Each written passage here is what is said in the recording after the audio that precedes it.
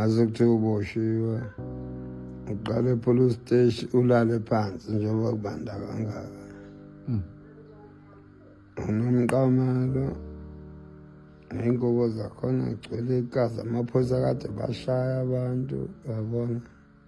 Kuyiqiniseka kangakanani Sibari ukuthi ngoba omunye kwakhuluma Sibari wathi ejele enye into abantu abanganitsheli yona ejele bebephuma bezenza onqesta kanje uthi ejele banokubezwa ngokocansi abanye baphuma nezifo ezingalapheki. Sibari emqondweni yabo mhlawumbe abanye bayakhahlamezeka. Sibari lokho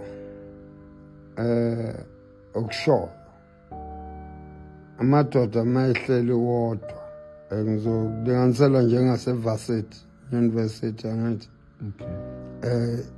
Izinto enjalo i-university iyafana nejele. Ihluke ngokuncane nje okuncane ongeziwa ejele yabo. Sibari kunemfihlo kunemfihlo ngoba kwakhona eVarsity umuntu owenziwa leyo nto ngeke eze ekutshele kuyimfihlo.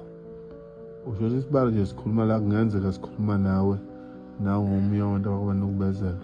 Sibari inkambo mina Sibari engayijoyinayo inkambo emhlophe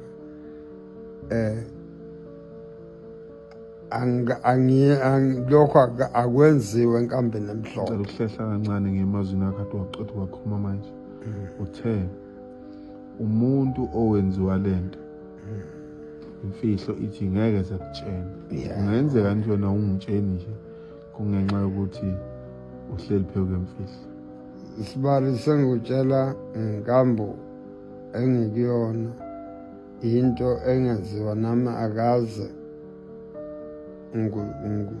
ngifike ukuthi leyo nto yenziwe.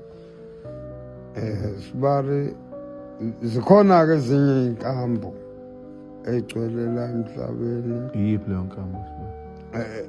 Nakanye wena mfowethu leyo nkambo ngishawuthi la kukhona amadoda afelayo lokho wena okhuluma ngakho. Njengoba ngiqale ngakutshela ngamaVarsity ukuthi izinto ezenzeka eVarsity nasemajele zenzeka ngathi ushuthi wena Sibari